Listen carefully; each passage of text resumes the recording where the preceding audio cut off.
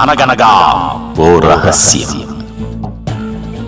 రాతి యుగం నాటి మనుషులు నేటికి ఉన్నారంటే నమ్మగలరా? అది కూడా మన దేశంలోనే. సెంటినల్ తెగకు సంబంధించిన భయానిక వాస్తవాలివి. ఒకప్పుడు రాతి యుగం మనుషులుండేవారు. వారు జంతువులను వేటాడి పచ్చి మాంసం తినేవారు. అడవుల్లో ఉంటారు. పశు ప్రవర్తన, ఒంటి మీద బట్టలు వేసుకోవడం వారికి తెలీదు. ఆకలేస్తే వేటాడడం, తినడం, నచ్చిన వాళ్లతో ఉండటం, ప్రేమాభిమానాలు, ఆప్యాయతలు అసలే ఉండవు. అయితే నాటి రాతి యుగం కాలం నాటి మనుషులు ఇప్పటికీ ఉన్నారు.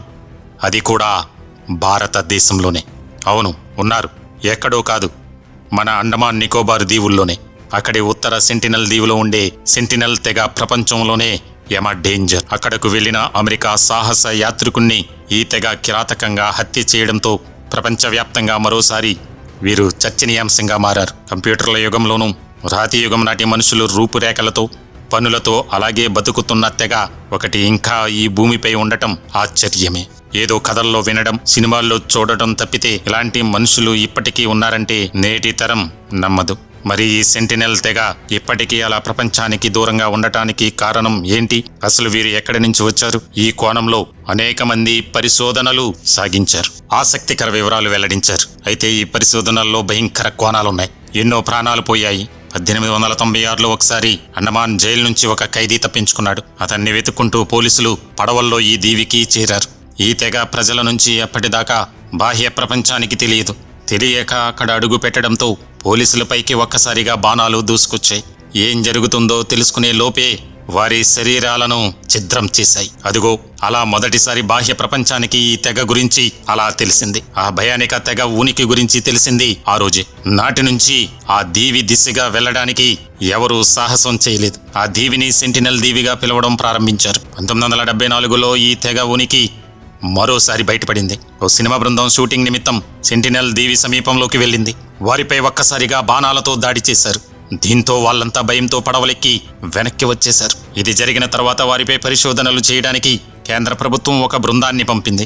వారిని కూడా తెగ ప్రజలు వెంటాడి వేటాడడానికి ప్రయత్నించి భయపెట్టడంతో ఆ దీవిలోకి ఎవరు వెళ్లొద్దని ప్రభుత్వం నిషేధం విధించింది. 2004లో అండమాన్ నికోబార్ దీవులను భారీ సునామీ ముంచెత్తిన విషయం తెలిసిందే. ఆ ప్రాంతంలో సునామీ బాధితుల సహాయార్థం ప్రభుత్వం హెలికాప్టర్ల ద్వారా ఆహార పొట్లాలను పంపిణీ చేసింది. సెంటినల్ దీవి దిశగా వెళ్లిన ఓ హెలికాప్టర్ పై కూడా బాణాలు వేశారు ఆ తెగకు చెందిన వాళ్ళు. సెంటినల్ తెగ ఎక్కడిది అనే విషయంలో చరిత్రకారుల మధ్య భిన్నాభిప్రాయాలు ఉన్నాయి. ఈ తెగకు చెందిన వారు సుమారు 60 ఏళ్ల కిందట ఆఫ్రికా నుంచి వచ్చి ఇక్కడ స్థిరపడినట్లు చాలామంది చరిత్రకారులు చెబుతున్నారు. వీరి ఆహార్యం, శరీర రంగు కూడా ఆఫ్రికాలోని కొన్ని గిరిజన తెగల ప్రజలను పోలి ఉండడంతో ఎక్కువ మంది ఇదే నిజమని భావిస్తున్నారు. సెంటినల్ తెగ ప్రజల ప్రధాన జీవనాధారం వేట. అడవిలోని జంతువులనే ఆహారంగా తీసుకుంటారు. వీటితో పాటు అడవిలో లభించే పండ్లు, తేనె, చేపలను ఆహారంగా తీసుకుంటారు. విల్లు, బాణాలు వీరి ఆయుధాలు. వీరి మాట్లాడే భాష ఏంటో కూడా ఎవ్వరికీ తెలియదు. సెంటినల్ తెగ జనాభా 40 వరకు ఉండవచ్చని భావిస్తున్నారు.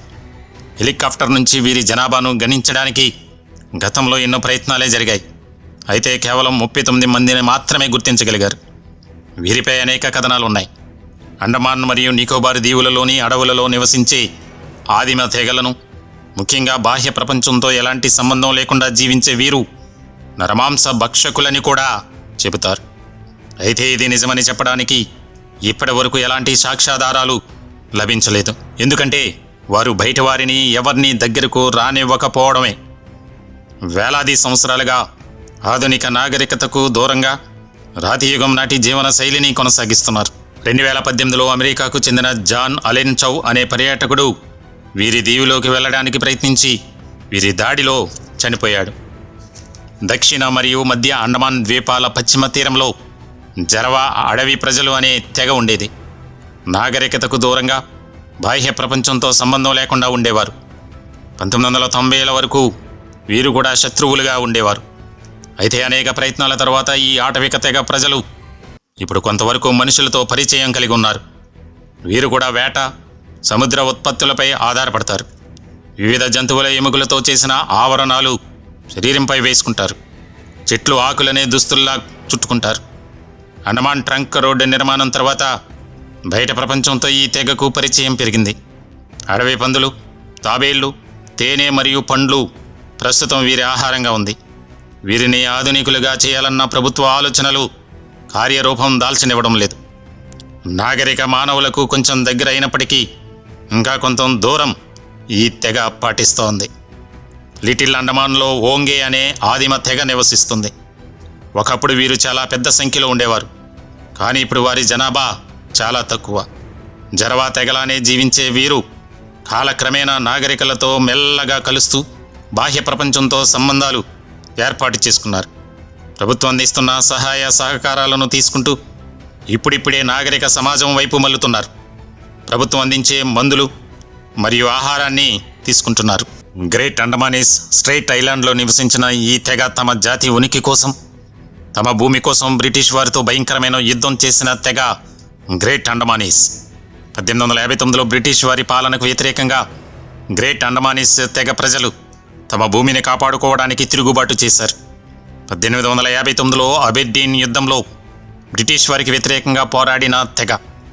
ఒకప్పుడు చాలా పెద్ద జనాభా, కానీ ఇప్పుడు చాలా తక్కువ సంఖ్యలో ఉన్నారు. చరిత్రకారుల అభిప్రాయం ప్రకారం గ్రేట్ అండమానీస్ తెగ ప్రజలు సుమారు 50,000 నుండి 60,000 సంవత్సరాల క్రితం ఆఫ్రికా నుండి వలస వచ్చి ఇక్కడ స్థిరపడ్డారు. వీరు వేలాది సంవత్సరాలుగా అడవిలో వేట, తేనె సేకరణ మరియు చేపలు పట్టడం ద్వారా జీవనం సాగిస్తున్నారు. 18వ శతాబ్దంలో చివరిలో బ్రిటిష్ వారు అండమాన్లోకి ప్రవేశించినప్పుడు వీరి సంఖ్య సుమారు 7,000 కంటే ఎక్కువగా ఉండేది. ఆ 7,000 జనాభాలో కూడా దాదాపు 10 తెగలుగా ఉండేవారు. 19వ శతాబ్దంలో బ్రిటిష్ వారి రాకతో వారు తమతో పాటు తీసుకొచ్చిన వ్యాధులు సిఫిలిస్, తట్టు వంటివి కారణంగా, బ్రిటిష్ వారి హింస కారణంగా గ్రేట్ అండమానీస్ ప్రజల సంఖ్య భారీగా తగ్గిపోయింది. వ్యాధులు మరియు వలస రాజ్యాల ప్రభావంతో 5,000కు పైగా ఉన్న వారి సంఖ్య సుమారు 50కి పడిపోయింది. గ్రేట్ అండమానీస్ ప్రజలు బో అనే భాషలో మాట్లాడేవారు. ఆ భాష అంతరించిపోయింది. 2010లో బో భాష మాట్లాడే చివరి వ్యక్తి మరణించడంతో బో భాష పూర్తిగా అంతరించిపోయింది. ప్రస్తుతం వీరు ప్రభుత్వం అందించే పునరావాసంలో నివసిస్తున్నారు. గ్రేట్ అండమానీస్ జనాభా చాలా తక్కువగా ఉంది. ఎలాగైనా ఈ తెగ జనాభా శాతం పెంచాలని ప్రభుత్వం కృషి చేస్తోంది. తద్వారా ఒక సుదీర్ఘమైన చరిత్ర ఉన్న జాతిని కాపాడాలని ప్రభుత్వం ప్రణాళికను సిద్ధం చేస్తోంది.